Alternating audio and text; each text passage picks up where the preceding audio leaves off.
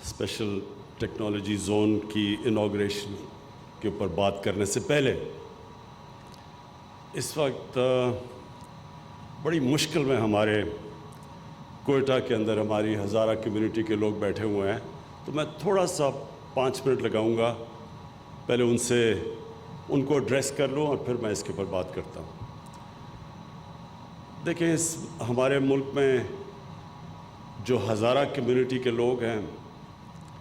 شاید سب سے زیادہ ظلم ان کے اوپر ہوا ہے، ان کو ٹارگٹ کیا گیا، اور خاص طور پہ پچھلے 20 سال میں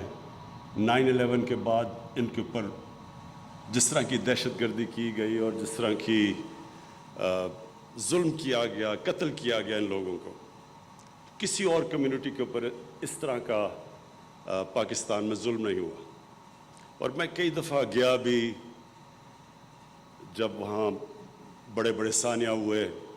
میں ان کے ساتھ گیا بھی، میں نے ان کا خوف بھی دیکھا ہوا ہے۔ تو جب یہ ابھی انسیڈنٹ ہوا مچھ کے اندر، یہ جو ہمارے کوئلے کی کانوں کے اوپر مزدور کام کر رہے تھے اور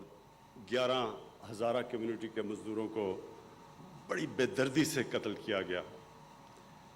تو میں اس کے اوپر پہلے تو ایک چیز آپ کو بتا دوں کہ یہ ایک اس سازش کا حصہ ہے جو کہ میں پچھلی مارچ سے پہلے میں نے اپنی کیبنٹ کو بتایا تھا،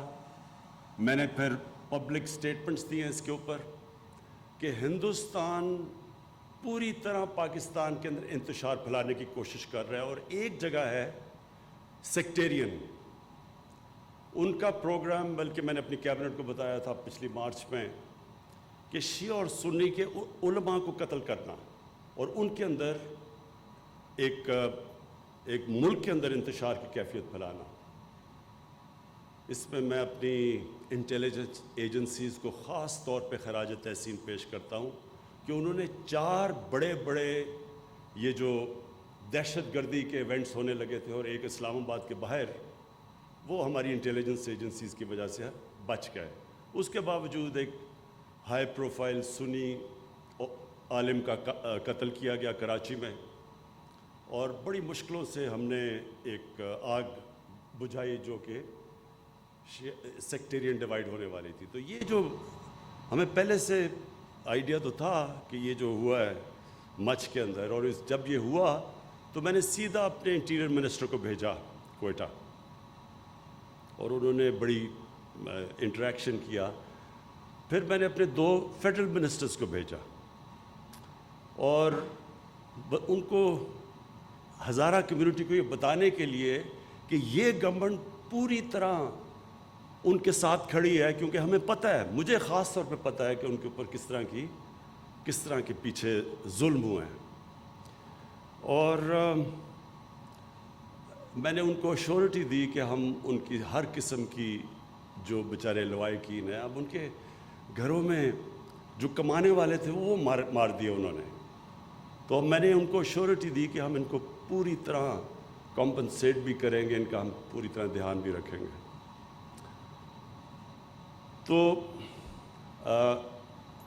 کل تک سب ڈیمانڈز مان چکے ہیں، جو بھی ڈیمانڈز انہوں نے کی ہم سب مان چکے ہیں۔ ان کی ایک یہ ڈیمانڈ ہے کہ جی پرائم منسٹر آئے تو پھر ہم لاشوں کو دفنائیں گے۔ میں نے ان کو میسج پہنچائی ہے کہ دیکھیں،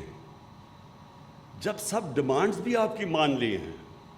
تو یہ ڈیمانڈ کرنا کہ ہم دفنائیں گے نہیں جب تک پرائم منسٹر آئے نہ، یہ کسی بھی ملک کے پرائم منسٹر کو اس طرح کی بلیک میل نہیں کرتے، کیونکہ یہ ایک ملک کا جو پرائم منسٹر تھا ہر کوئی بلیک میل کرے گا۔ پھر سب سے پہلے تو یہ جو ڈاکوؤں کا ٹولہ ہے کہ جی ہمارے سارے کرپشن کے کیسز معاف کرو نہیں تو ہم گورنمنٹ گرا دیں گے، یہ بھی تو ایک بلیک میل چل رہی ہے 2.5 سال سے۔ تو اس لیے یہ بڑا امپورٹنٹ ہے کہ جب ساری ڈیمانڈز بھی مان لی ہیں، اور میں نے ان کو کہا ہے کہ جیسے ہی آپ ان کو دفنائیں گے میں کوئٹہ آؤں گا اور لوائقین کے ساتھ ملوں گا، اور میں پھر آج یہ اب اس پلیٹ فارم سے کہہ رہا ہوں کہ اگر آج اب ان کو دفناتے ہیں میں آج کوئٹہ جاتا ہوں اور لوائقین کو ملتا ہوں۔ تو یہ کلیئر ہو جانا چاہیے کہ ساری آپ کی ڈیمانڈ بھی ماننی ہے، لیکن یہ نہیں کر سکتے کہ آپ ایک کنڈیشن لگا دیں جس کی کوئی سمجھ نہیں ہے کہ جناب جب آپ پرائم منسٹر آئے گا تو ہم دفنائیں گے. تو پہلے آپ ان کو دفنائیں، اور آج آپ دفناتے ہیں تو میں آج آپ کو گارنٹی کرتا ہوں کہ آج ہی میں کوئٹہ پہنچتا ہوں. اب عامر ہاشمی، یہ آپ کے اوپر بہت بڑی ذمہ داری ہے، اور ہماری جو آئی ٹی منسٹری ہے، امین آپ کو بھی میرے خیال میں یہ ہمیں جس طرح کہا گیا بہت پہلے یہ سٹیپ لینا چاہیے تھا، کیونکہ ساری دنیا یہ جو انقلاب آ رہا ہے یہ آئی ٹی کے اندر انقلاب آ رہا ہے، اور بڑی تیزی سے یہ بڑھ رہا آگے. اور یہ جو ابھی بھی ہم نے دیکھا کہ کووڈ کے دوران جن کمپنیز نے گین کیا وہ ساری آئی ٹی کمپنیز تھیں. سو اس لیے ہم پیچھے رہ گئے ہیں، اور ہمیں یہ بہت پہلے اس طرح کے انسینٹیوز دینے چاہیے تھے اپنے آئی ٹی سیکٹر کو، جو کہ ان اسپیشل ٹیکنالوجی زونز میں دیے جا رہے ہیں. کوشش یہ ہے کہ ہم جو بھی پہلے رکاوٹیں تھیں ہمارے آئی ٹی سیکٹر کے سامنے، این ڈی یو کے اندر ایک پورا سیمینار کیا گیا، وہ ساری رکاوٹیں بتائیں. جو اسٹیک ہولڈرز تھے انہوں نے آ کے بتایا کہ ہمیں کس کس کے پرابلمز آ رہے ہیں. ایف بی آر سے کیا پرابلم ہے، اسٹیٹ بینک آف پاکستان سے کیا پرابلم ہے، ہم کس طرح کی فیسلٹیز انسینٹیوز چاہتے ہیں. تو یہ جو ٹیکنالوجی زون کا مقصد یہ ہے کہ ہم اپنے آئی ٹی سیکٹر کو ہر قسم کی کے انسینٹیوز دیں، تاکہ ہمارا آئی ٹی سیکٹر جس کو بہت پہلے آگے جانا چاہیے تھا، تاکہ وہ خود بھی آگے جائے، اپنے نوجوانوں کو، جو ہمارا ایک جس طرح کا young population second youngest population ہے دنیا میں، اس کے لیے روزگار بھی ملے. اور پھر ملک کے لیے جو سب سے امپورٹنٹ چیز ہمارے لیے کہ ہم ایکسپورٹ کریں،